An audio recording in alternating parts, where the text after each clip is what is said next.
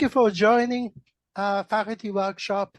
And a faculty workshop is an opportunity that HJI faculty share his or her expert knowledge and finding in their researches. Tonight, we have fortunate to have Dr. Claude Perrottet, a philosopher, and his topic is how positive is positive peace, and really philosophical. And also we have a host, Dr. Thomas Walsh. So I will introduce Dr. Thomas Walsh. Dr. Thomas Walsh is the 7th president of HJI International Graduate School for Peace and Public Leadership, a 1979 graduate of HJI. Dr. Walsh went on to earn his PhD at the Vanderbilt University School of Religion, where he specialized in the study of religion and ethics. Since his graduation, Dr. Walsh has taught courses at a number of colleges and universities, as well as at the HJI, where he is currently teaching a course, the United Nations and Civil Society. Dr. Walsh has worked closely with UTS HJI co-founders, Reverend Samuel Moon and Dr. Hak-Chan Moon, in the establishment and in the leadership of Universal Peace Federation, where for many years he served as international chair. Dr. Walsh has edited more than 20 books and publications for the Universal Peace Federation, and he serves as executive editor of Dialogue and Alliance, an academic journal indexed by the American Theological Library Association. Thank you. Let's welcome Dr. Walsh. Thank you very much, Dr. Noda, for your kind introduction and for leading us off tonight in your great service to UTS and now continuing on the UTS tradition, HJI. This faculty roundtable series is something that I really appreciate as a tradition at HJI. And hearing from each of our faculty members is always, for me, an inspiration and an education, because I always learn so much, and I'm sure that tonight will be no exception. I used to work with Dr. Perrottet's mother when I was doing interfaith work, particularly in Europe and in Germany and Switzerland. And I think we probably met 40 years ago, I think in Geneva. But now we get to work together after many, many years. And it's a delight to me. Dr. Perrottet is a trained scholar and published author. He has his MDiv from UTS and earned his PhD in philosophy of religion from Canada's Laval University. Dr. Perrottet teaches courses in HJI's graduate program in peace studies, as many of you know. And he has previously taught in the graduate program of global development and peace studies at the University of Bridgeport. He has published a number of scholarly articles and books, one entitled Immanuel Kant's Perpetual Peace, The New World Order of Critical Philosophy. He may touch a little bit on Kant's groundbreaking essay on perpetual peace from the late 18th century. And he has also written a volume on Paul Tillich's, a major German-American theologian of the 20th century, on his philosophy of religion. So just let me mention, there will be a Q&A session at the end of Dr. Perrottet's presentation. So you may enter questions that you have in the chat column, and we will be reviewing those and We may not be able to get to all of them, but we'll do our best during a Q&A session. So I've asked Dr. Perrottet to kind of divide his talk into two parts. There'll be a brief interlude where he and I will have a 4 or 5 minute conversation about some of the issues that come up in, let's call it part one, after which he'll resume with part two, each part taking 12 to 15 minutes, and after which we'll open it up for our final discussion with the audience. Without further ado, it's my privilege and honor to invite faculty member of HJI and our keynote speaker for this faculty roundtable, Dr. Claude Perrottet. Good evening, Dr. Walsh, Dr. Noda, and everyone who is attending tonight. It is a pleasure for me to be here, speaking about something that I like, peace. Let me just first make sure that you see what you should be seeing.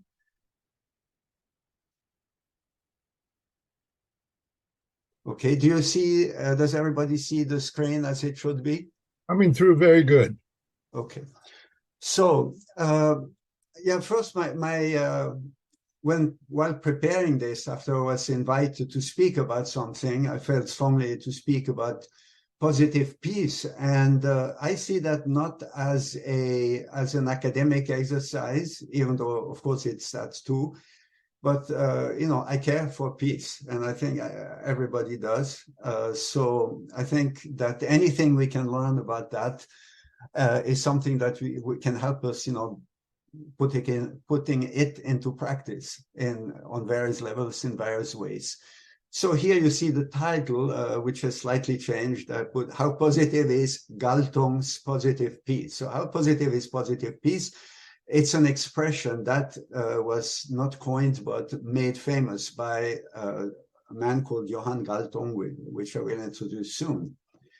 And you see that there is a positive peace index and all things like that. So let us move. The first question is, what is peace? And I will, refer you to dictionary definitions. I just checked before.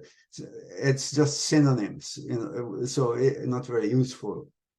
But the one thing that you will always hear in peace studies, which is a discipline really that is started after World War II, when it became obvious that peace is not anymore an option, it's a necessity if you want to survive as a human race.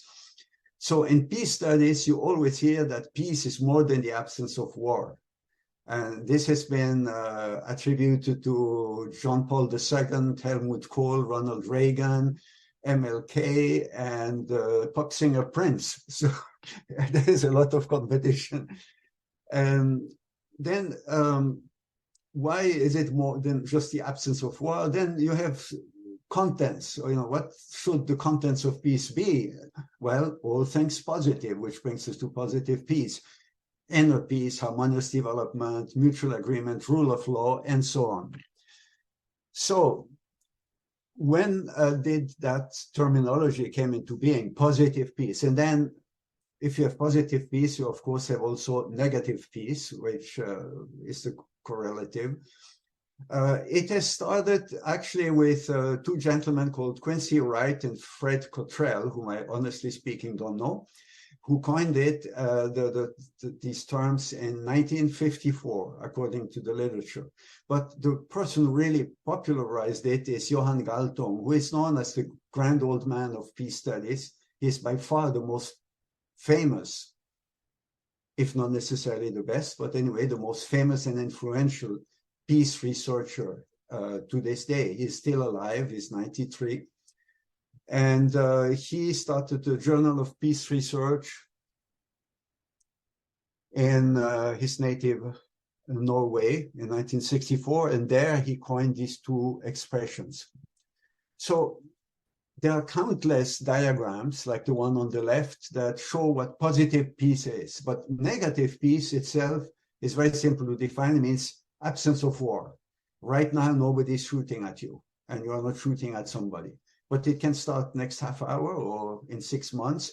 Typical example that lasted actually quite long and is still lasting, North and South Korea. That's a negative peace. Basically, they would like to kill each other, at least one side, but they stopped because it's not in their interest. But there's no element of anything that will make that peace safe. You know, positive peace, on the other hand, is real peace. That means it should also include all kinds of elements like the ones that we've just discussed and more.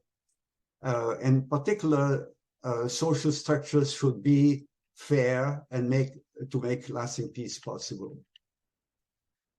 Now, Johan Galtung, in Peace by Peaceful Means, also brings positive peace and negative peace into connection with the notion of violence.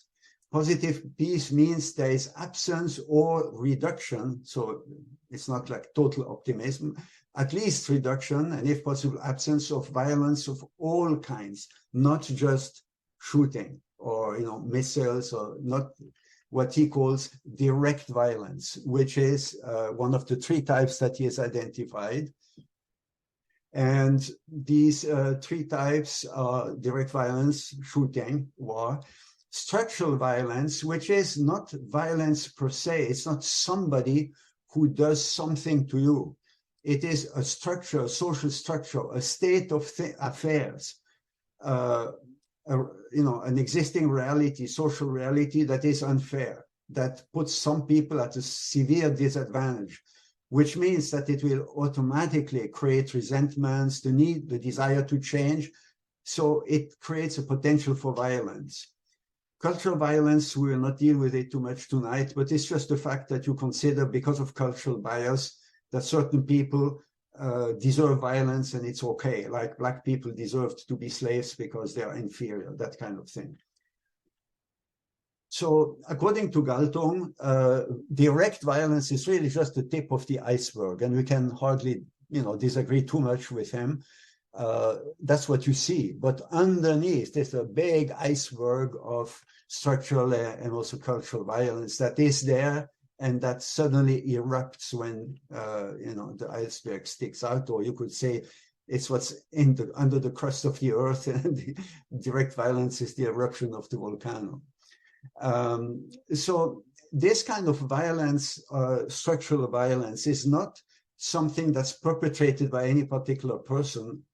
It's a group of people, if you want, but many times it's not consciously done by anybody, but it's there, and it's something that harms a certain category of the population. So violence is more in the sense of, in the meaning of violate. You don't hit somebody, but you violate that person's rights or what he deserves as a human being. So positive peace, on the other hand, involves nonviolent and creative conflict transformation, transforming things from existing structural violence that is there underneath and ready to explode, change it from that into a situation where people can really be friends. So that's the whole idea of conflict transformation versus conflict resolution. I'm not going to speak too much, but it's good to see that these things are connected. Conflict resolution means you have a war, like the Korean War, then you solve it with an armistice. You stop fighting. It can be an armistice, a truce, or even a peace treaty that nobody really wants to take seriously. That's conflict resolution. Conflict was resolved, they are no longer shooting. But underneath, it's not solved. So conflict transformation means the enemies become friends and they work together. That's typical example also given by Galtung and by everybody else, is Germany and France after World War II. After World War I, there was conflict resolution. There was an armistice, but no transformation at all. Therefore, there was quickly World War II. After that, there was conflict transformation. France and Germany became friends. So there was real peace that has lasted until today. Now, how do you measure positive peace? That's the immediate, you have like a big, long list of what positive peace should be, is, and could be. But then, yeah, the question is how to measure it. There have been all kinds of attempts to measure it. And of course, every person who measures positive peace in every institution will have different ways of measuring it, depending on their perspective and also sometimes on what they want to do. Here you have the so-called Positive Peace Index that was produced by the International Institute for Economics and Peace. I believe it's UK-based, but I'm not sure. It gauges 8 different criteria for 163 countries. So it's not very interesting. It's kind of statistics, but gives you an idea of what we're talking about. So here you see free flow of information, good relations with neighbors, etc., but also sound business environment, well-functioning government, low level of corruption. So there are many different types of elements that are measured and that can indicate where any particular country stands in terms of positive peace. The same institute has actually also created a global peace index. So there are many such indexes. You can spend your life on that. But this is the most immediately relevant. Now, there's something that is very important in that discussion or measurement of positive peace, and also structural violence and all these things. At the beginning, Galtung had a certain view that gradually changed over time. Actually, it started in 64 and he had already changed by 68. So it's not like it took a long time, but in these 4 years, he changed. The first statement he made is typical of his initial perspective. There is an avalanche of proposals concerning positive peace. That's just a fact. Yeah, we all agree. And then he gives elements or, of that, what makes positive peace. Change people's ideas about other groups. That's a perspective. Improved contact through exchange. Improved understanding through studies, peace research itself, semantic analysis, that's what we are doing today with positive peace. What does that really mean? Improved communication. These are all people-centric things, people changing their attitude. And I would call it, and it's also the way it's called generally, human agency. What people do, how they feel, but also how they speak, and also how they act. And then at the bottom, you have a different quote from 4 years later. I used to see it in terms, it means positive peace, in terms of integration and cooperation. That's what we had there. But I would now identify positive peace mainly with social justice. So you see a switch to a structural perspective. Social justice. This is something that exists. That's a structure. And so that is, we are going to see that a little bit further, that raises all kinds of questions. And that's, of course, Galtung's perspective, but again, extremely influential. Now I'm going to give you a list, very briefly, a brief overview of various situations or various projects or perspectives related to the UN mostly, where positive peace is present, even though it may not be called by name, that give you an important, a sense of the importance of that perspective. First, human rights themselves. That's, the Universal Declaration of Human Rights held by Eleanor Roosevelt. And that's about the universal, indivisible, equitable, fairness, indispensable claims and entitlements that are endowed to all persons simply by the fact or by the sake of being human. So that is clearly an element that should be there to have positive peace. No human rights, no positive peace. Then you have more recently introduced, I think it's 1994, and then there were additional steps, by the United Nations Development Program, which is a part of the UN. And well, the title, the name of the institution of the program speaks for itself. There was a concern raised by people like Amartya Sen, a Nobel Prize winning economist, Indian, UK, that it's good to have rights. Human rights, the term human rights says it. It's a legal term. It's a term of international law that gives people formal rights, but not necessarily access. That's something that's being referred to, discussed a lot. Having rights is good. Having access to those rights is better. You have the right, according to the Constitution, to free healthcare. But if the next hospital is 300 miles away on the dirt road and with pirates on the way, or or terrorists, and there's no money in the hospital and the doctors are corrupt, then that human right will have very little effect on you. So human security, among other things, is there to emphasize that the population at large should have access to a certain number of things. Here there are 7 that are listed. You probably read them already while I was speaking.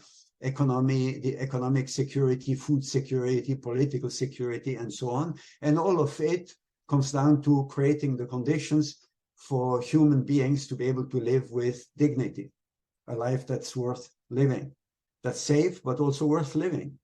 Community security, that's also communication within the community. So this is a very important addition.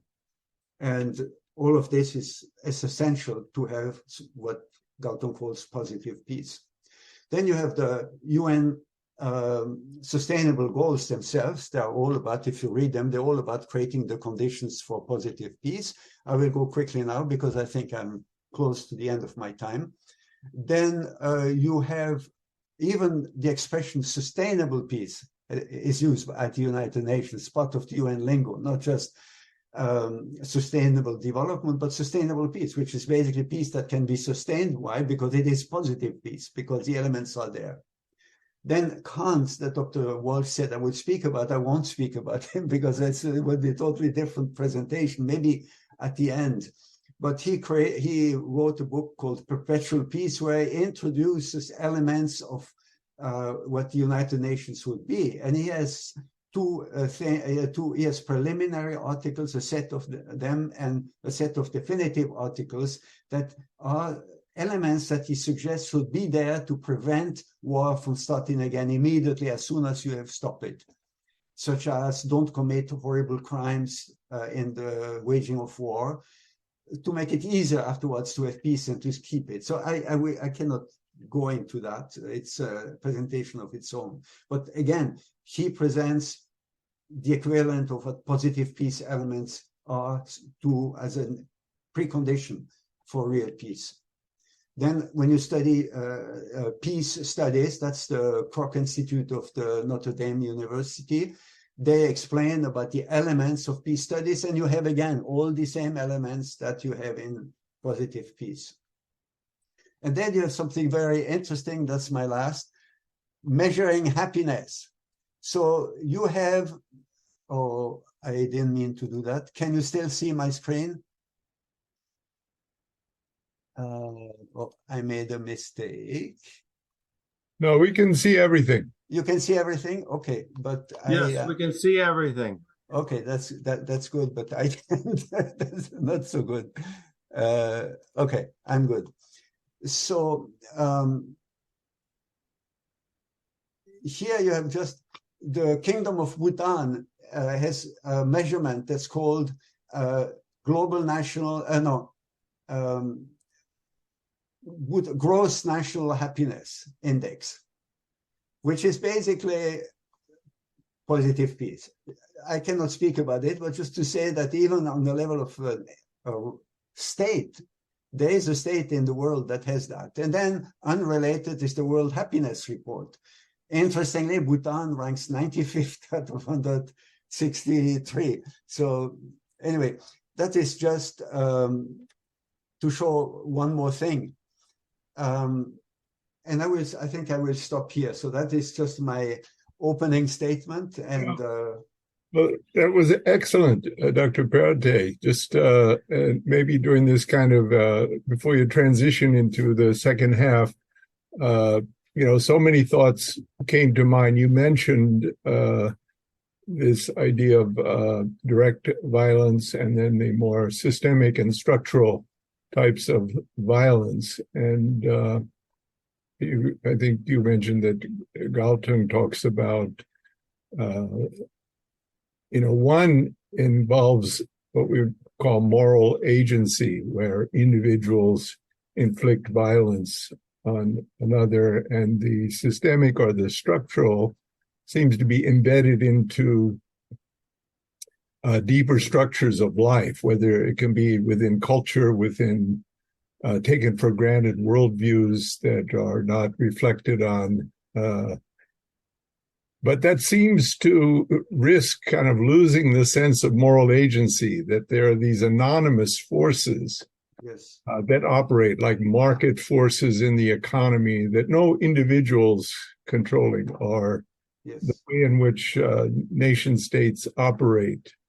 How do you balance the moral agency factor, that we're each responsible with this emphasis on the systemic or the... I can say how I would see it.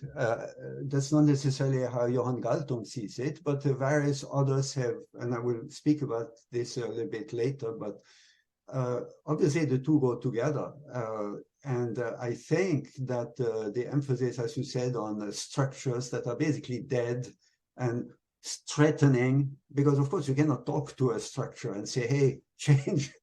And actually, this danger there is even that when you say, somewhere it says to change these unfair structures, you have to change them without violence. But then the question is, well, without direct violence or without there is certainly a sense to that if you have a structure that's basically a dead structure, to change it, you have to push it aside. And so equally, you cannot persuade people, you have to change the structures. You see that, for instance, with certain environmentalists who, demonstration. I mean, there's a sense these people are not going to change by themselves. You cannot convince them. So I think it's a little bit problematic. Galtung himself is for instance, he is very strongly opposed. I mean, he's very critical towards the United States, and he considers the United States as being, I don't think I need to explain, the critical view of the US as dominating everything economically, politically, and so on. And of course, from my perspective, and I think most of us here from our perspective, human agency, which is a moral agency, comes first, because the structures were produced by humans long time ago, and then they solidify, and then they have their own, they become like autonomous. But initially they were produced by, so if they were produced by people acting in an unprincipled way, then people have to act in a principled way to change them. So I think that's indeed a key point. Yeah, just another comment question. As you were speaking, I also was reminded between the differentiation within the sphere of human rights between kind of negative rights and positive rights, and freedom to and freedom from. Negative rights being more individual political rights, and that freedom from being oppressed or by a government, let's say, and positive rights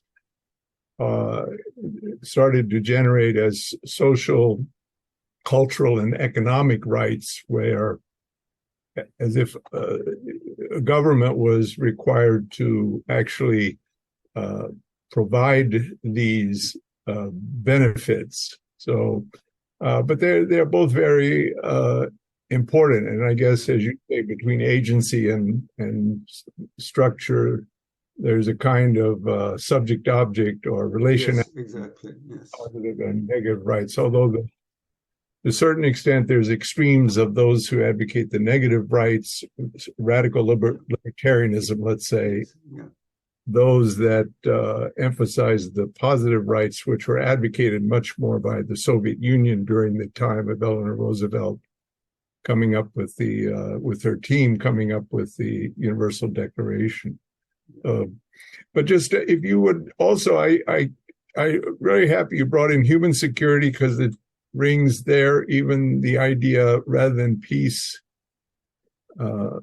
peacemaking, the peace building, that somehow peace building, it reminds me of positive peace. Right. After the conflict, we try to rebuild society along the lines that you outlined. So it's, and even this, you referred to several SDGs. So you can see this idea of positive peace. Maybe you could just, I said a lot there that stimulated me with your presentation, in case you care to reflect on that. Yeah, I think that's why I mentioned these different ways in which basically the same thing appears, because it gives you an idea of how vast it is, how interconnected everything is, and in a way how vague it is, because you're an endless array of different things that positive peace is meant to include. But at the same time, it gives you an idea that, well, life is big. The world is big. It is everything. So peace should really be everywhere. You cannot have peace on the battlefield, but not, at home, we would say, or, all these things are there. For instance, women and peace is something I'm not talking about today at all, but it's much more this personal human touch. And that makes women very effective in peacemaking. All kinds of interesting and funny stories that I would tell, where women act in a completely different and unpredictable way that allows them to break through in peace negotiations. So there are many more, such elements that could be brought up. Well, and it makes me think of, divine principle or unificationism, which has this much broader holistic view. Yes, which I will get into briefly afterwards, in my second part, yes. Okay, good. And I do see questions are starting to come in, very good questions in the chat column. So we'll let you begin, and then we'll look forward to also involving some of our members of the audience tonight. Okay, so I will start again. Timing myself, and I will share my screen again. So that is where we have ended. And so, as I already indicated briefly, the notion has been challenged. Obviously, you will never have an academic who creates a new terminology and everybody agrees and thinks it's a great idea. So even though it's been largely accepted and it's being used all the time, it's been criticized by various authors, and that's just two for information. It's an umbrella concept devoid of meaning of its own, which people fill with their own subjective values. So that's, of course, as Galtung himself said, I used to think it was better communication and better, attitudes between people. Now I think it's social structures, which is mostly the economy, political oppression, and all that, and which leads to a discourse that he has that is can be quite combative, actually. Then the second person, the second author, Roger McGinty, says critics of positive peace, or he reports what critics say, is that it approximates to a never-ending utopian wish list. So it's never-ending, it's not clear, and it's utopian. That means it can never be fulfilled, even in democratic states, let alone in societies emerging from violent conflict. So I leave you with that. I think the criticism is excessive. I think positive peace does represent something very important, but Indeed, even if you consider the balance between social structure or systemic elements and human agency, even if you balance these two out properly, like subject and object, like Dr. Walsh suggested, and like the unification thought suggests, even if you do that, then it's still not completely clear what is meant, what exactly should be there in order to make this positive piece really positive, like really perpetual, like Kant would say. So others have said, yeah, negative and positive are unfortunate because they suggest one is good and one is bad. But of course, they are not good and bad. If you're under the bombs, like if you live in Gaza today, negative peace sounds very nice. You know, if they could just stop bombing us for tonight. So they're just complementary. Then the next step that will lead into our ultimate direction is called transcendence. And actually, interestingly, Galtung is the first one who, in spite of everything that was said, who has introduced that term. And he has something that he calls the transcend method. And I will read this in full for once, because it's interesting. For conflict transformation, that means to really create peace and make people into friends, we need transcendence. It doesn't necessarily mean what you and I mean by transcendence. Going beyond the goals of the parties, that's to transcend what A and B wants. Going beyond, creating a new reality like the European community, that's, you know, so that the parties can live and develop together, you know, happily, living happily ever after. A child may struggle with not 5 to 7, it's 5 minus 7, because 5 is smaller than 7. So what sense does 5 minus 7 mean? But a new mathematics, I don't know how new it is, with negative numbers, accommodates the problem. You get 5 minus 7 is what? Minus 2.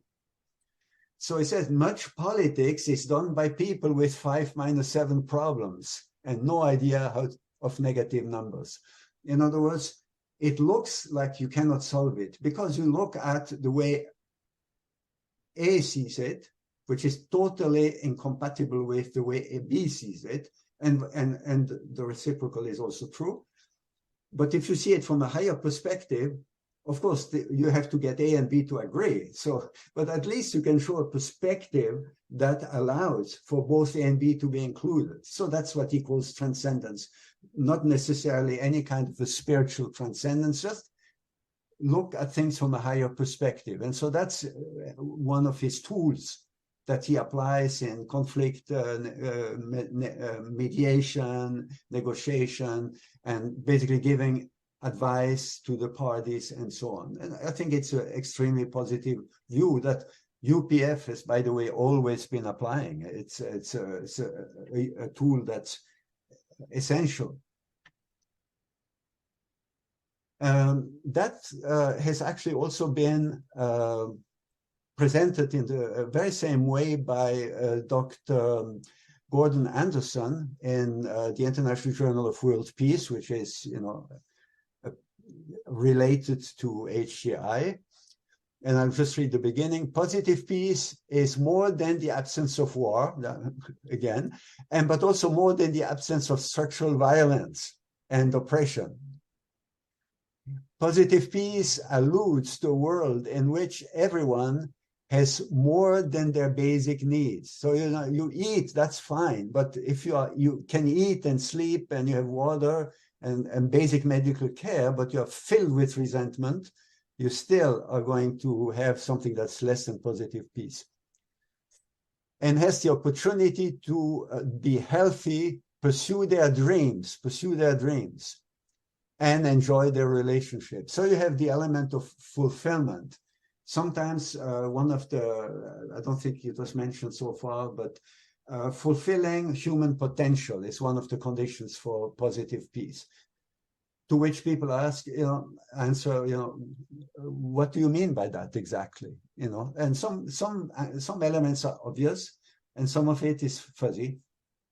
So anyway, and then third, in one of the articles of that journal that was just introduced, one of the authors says that the broad direction suggests, after speaking about all the things that we have spoken about so far, to think about positive peace is to reopen peace research to philosophical and theological discussions of transcendence. So here you have transcendence as more than just being above the A and B and seeing things from a higher perspective. This would mark a return to the inspiration of the founders of peace research, such as Adam Curl, I think, not Curie, and Elise Boulding. They are actually older, especially the husband of Elise Boulding. They're older into this than, and they come from a religious background, something I didn't mention, but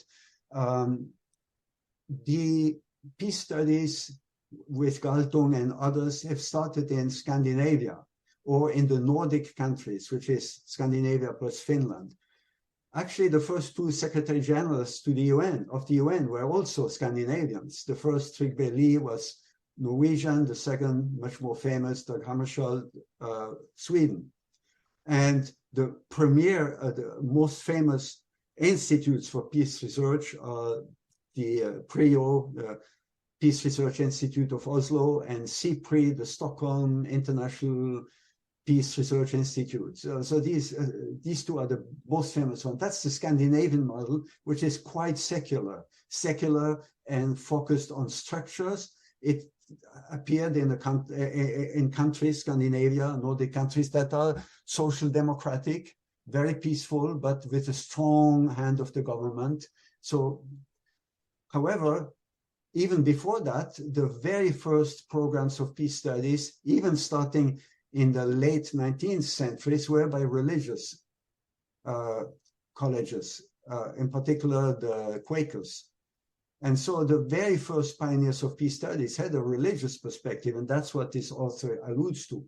A perspective meaning we are not just dealing with the cold reality of realpolitik, as seen from the Enlightenment and so on, but we are living in a world that has a purpose, or even a God-given purpose, so that we can learn to live the way we are originally meant to live. So that's a completely different, an additional perspective, I would say, that, of course, on the other hand, many will not agree with. So when we try to relate to people and work with them, there needs to be some kind of, if that's our perspective, we need to have a certain ability to embrace those who don't include that.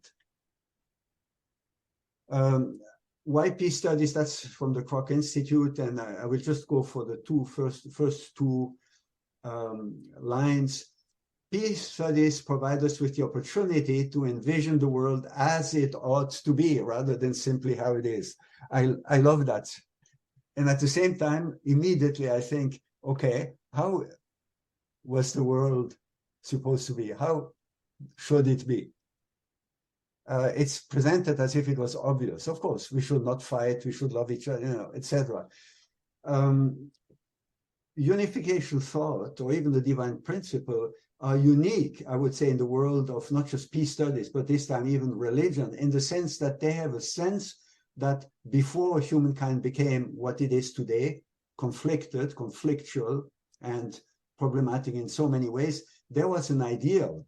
There was something that, and so that's what the Kroc Institute, surprisingly to me, alludes to. Of course, not necessarily from that unification thought perspective, but there is some kind of a blueprint how things should be. And we have to go back to that. So that's much more than just destroying unfair social structures.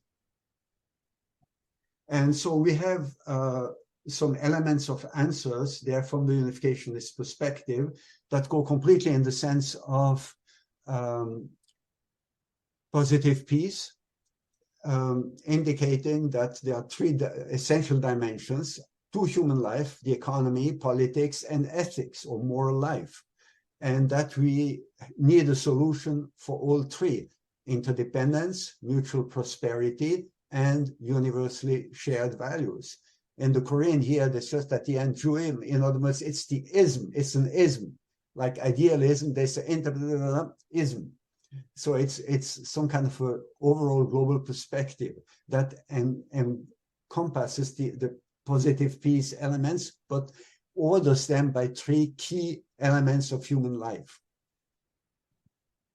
But, and here I don't want to go too much back to Kant, but I will still briefly mention him, since I have a few minutes left, that Kant believed in his perpetual peace, he explained, and elsewhere as well, that the purpose, God created human beings for a good purpose, and the goal is for God to create the kingdom of God on earth.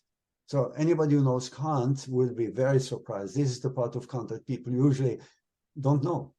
He expressively says in religion beyond the boundaries of mere reason, that that's the goal. And in his perpetual peace, he says, well, that's too much of a religious language for this type of publication. So let's speak nature. Nature wills, not the providence of God. And he presents things in such a way that I cannot explain, that makes him believe that, you know, it has to happen. God cannot look at this forever. If so, then why did God create the world? You know, it's like at some point it must change, and it is possible, and he explains how. However, he says it's possible as an endless approximation, because human beings have desires, what we will call physical desires, and they will always have the tendency to make an exception for themselves. Everybody should be honest, but when you are in a certain situation, you cannot help make an exception for yourself and act in a dishonest way. That will always be in us. So he sees the kingdom of God as a possibility, but because of human desire, it will never be 100%. And the unificationist perspective is precisely that we can use our desires to make it 100%, but by not suppressing our desires, which is a little bit Kant's perspective, but by restoring the relationship between spiritual desires and physical desires. And once human beings are really fulfilled in the fullest and truest sense, then we can expect a world that is where there is no temptation. Once you're really fulfilled, no temptation to have war again or to have conflict again. Like a lion who has eaten is not going to attack you, but as soon as he gets hungry again, he will attack you. So it's a much more fundamental and profound satisfaction of human life. That's a vision. And then I think I will again end it, and I'm sure this will come up in the discussion. There's so much more that could be said. Wonderful, wonderful presentation, Dr. Perrottet. I certainly learned a lot and benefited from this.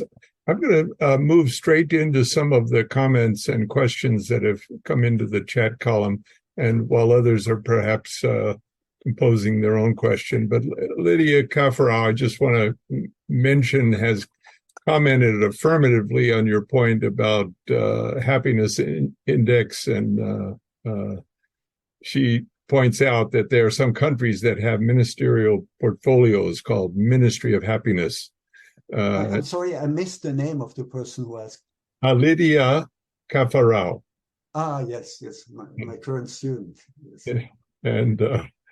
And she thinks by having such ministries is a good way to promote positive peace, and directly. Then Michael Giampoli, who you know from Bridgeport. Very well. And he says, could you describe what makes human security a human right? It is not meant to be a human right.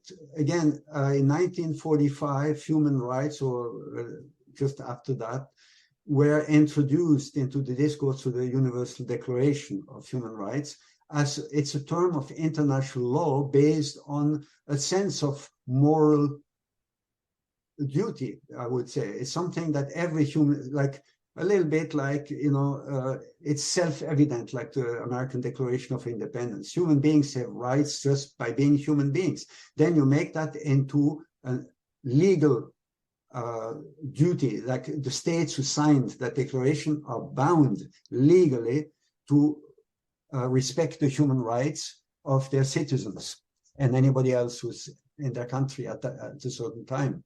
And of course, they are described what is a human right. There are many elements of human rights, the right to this, and that. These are rights. And obviously, since the court that will judge states that do not keep human or are accused of not keeping, protecting human rights of their citizens, that court has no power. It's the United Nations. So the UN can vote for sanctions and things like that, but the way they can be enforced and are being enforced is of course limited. So it remains a legal instrument without enforcement capabilities. So, but it's there as a moral high ground, and it's generally accepted as such, even by those who don't respect it. Human security came much later, and it was again mentioned Amartya Sen and others in the United Nations structure who were concerned that human rights, exactly because it is so lofty and focuses on the individual, strictly on the individual, makes it more difficult to take care of the well-being of everybody. Again, if you live in Africa, 350 miles from the hospital, and I described it already, I will not do it again, you have the right to, maybe, according to your state's constitution, the right to health care, but you don't really have access to it.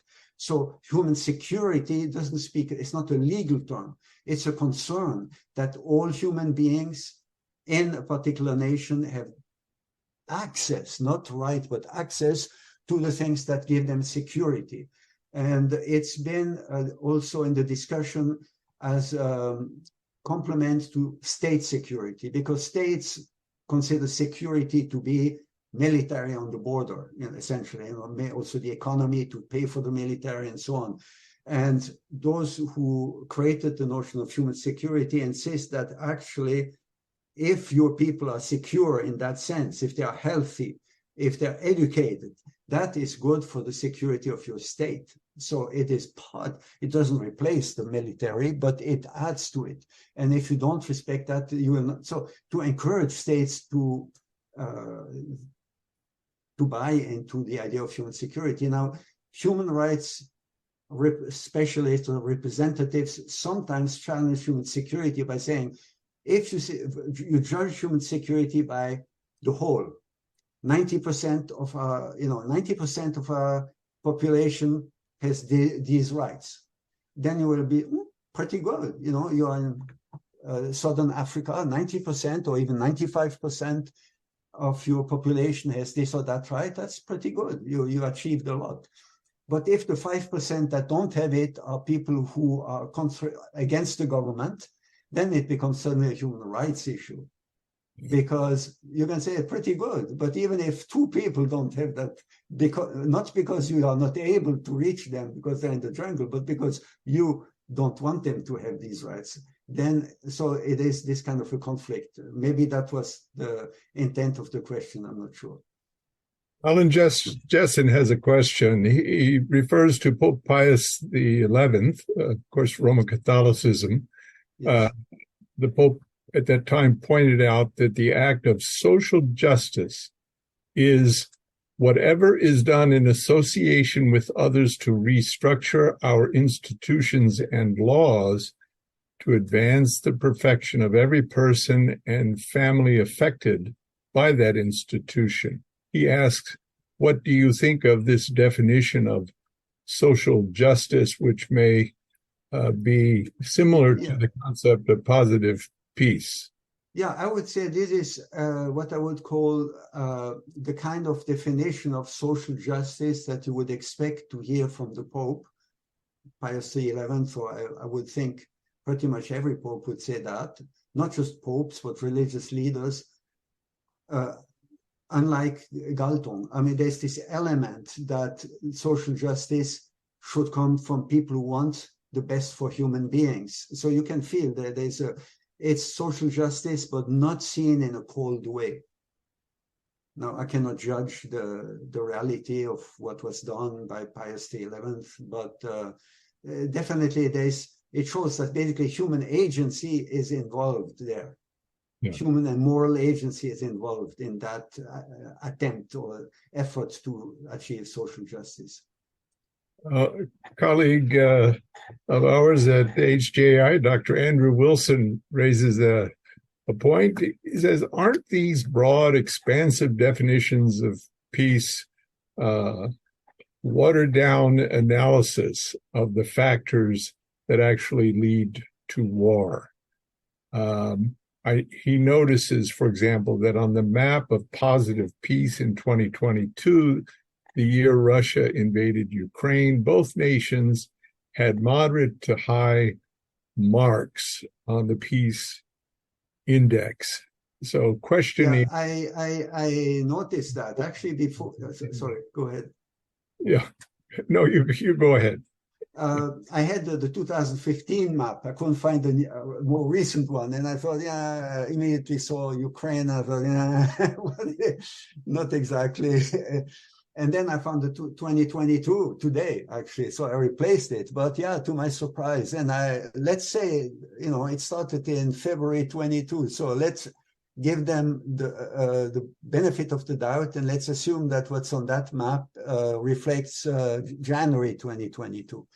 But these things, yeah, it's watered down. I mean, I went through that, saying that for some, they didn't say, I mean, the quotes I read don't use the term watered down, but vague, approximate, endless wish list, not realistic, utopian.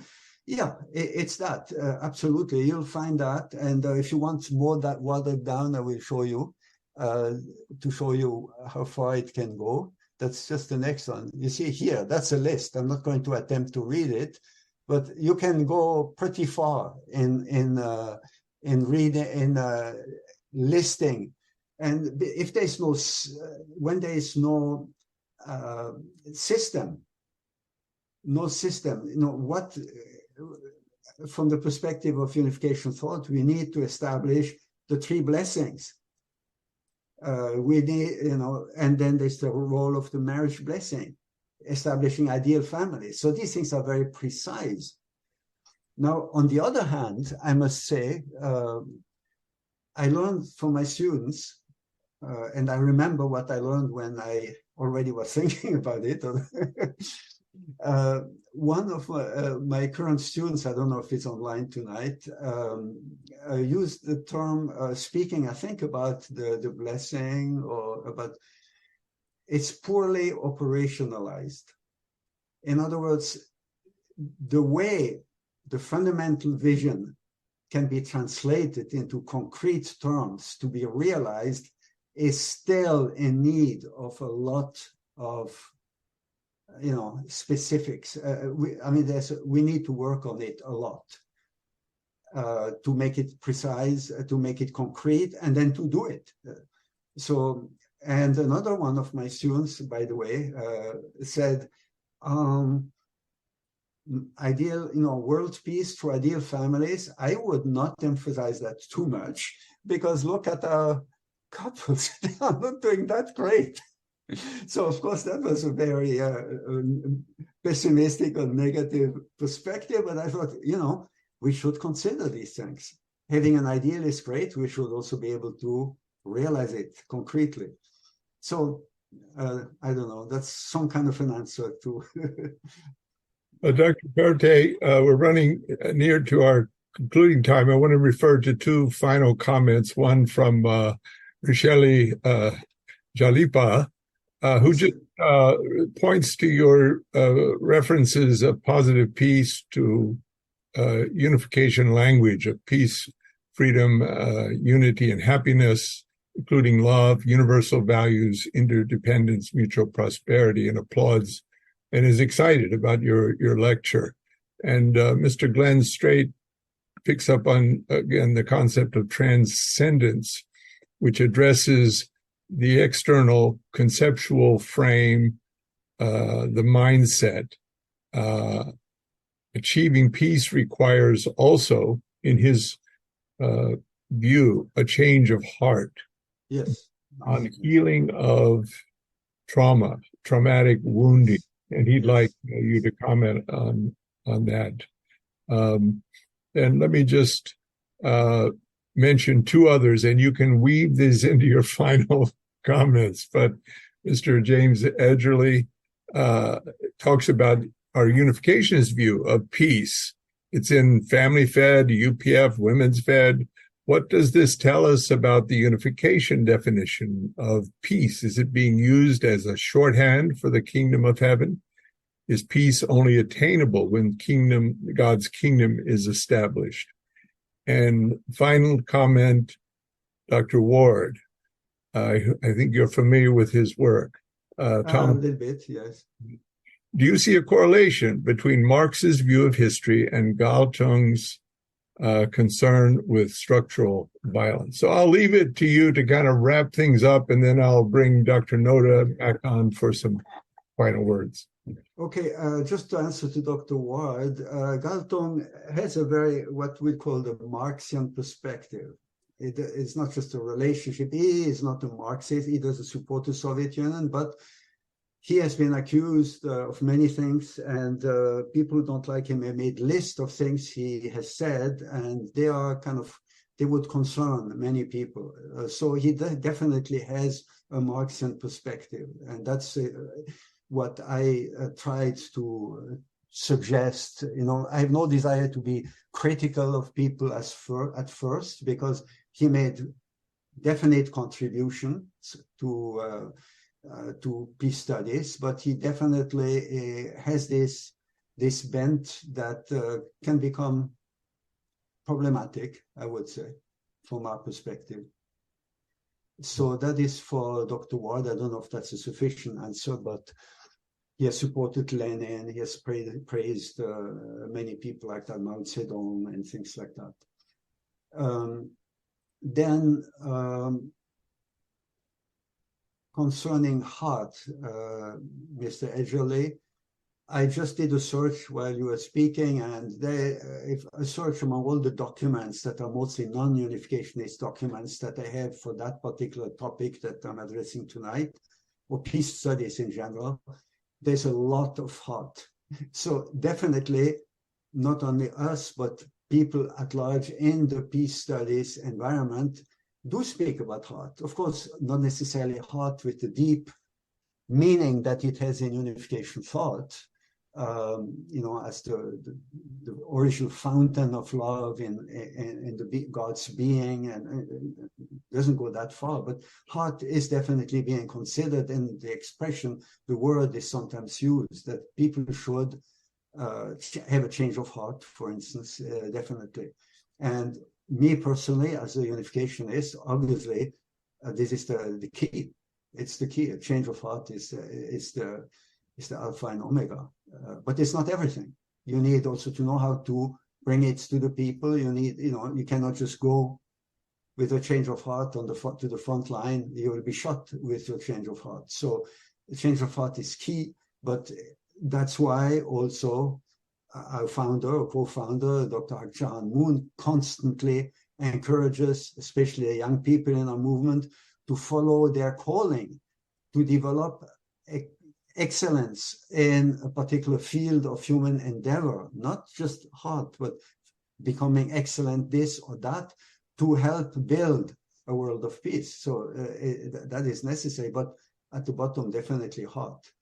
And then, for obvious reasons, I don't remember exactly what the first question was. Yeah, you had responded to Mr. Straight and who brought up the heart, and Mr. Edgerly, was talking about peace and its correlation. Oh, yeah, that's I forgot. Yeah, peace is there also. Peace is all the time, everywhere. And the definition of, there are many quotes by the founders that present peace from many different perspectives. But essentially, when there's a free flow of love centering on the heart, then you have peace. Yeah. Well, I wish we had more time. I thank our audience, a wonderful audience, and very good comments and questions in the chat. I'm sorry we didn't have more time to consider all of them. I really thank you on behalf of our audience for your wonderful presentation that introduces this very important topic and gives us a taste of the great work that's going on in your courses and in the Peace Studies program. So I think unless you have some further final comment you want to make, I'll turn it over to Dr. Noda. Anything you want to add here at the end, Dr. Perrottet? No, I think I spoke enough tonight. Yeah. Well, you spoke very well. Thank you very much. So I turn it back over to Dr. Noda, please. Okay. Yeah, thank you very much, Dr. Perrottet, for excellent presentation and an insightful comment to Dr. Walsh. Thank you very much. And also thank you everyone who joined this, discourse. And certainly we see the issue requires, more deeper knowledge, and we need to continue discourse and discussions. And you may have, 1 degree, 2 degrees, 3 degrees, but we welcome you to take a course or two, join HJI course, and let's have a serious discourse and discussion so that we can find a better way to deal with this really important topic. That's so, let's please unmute yourself, and let's give a big hand to Dr. Perrottet and Dr. Walsh. Thank you very much, and thank you everyone.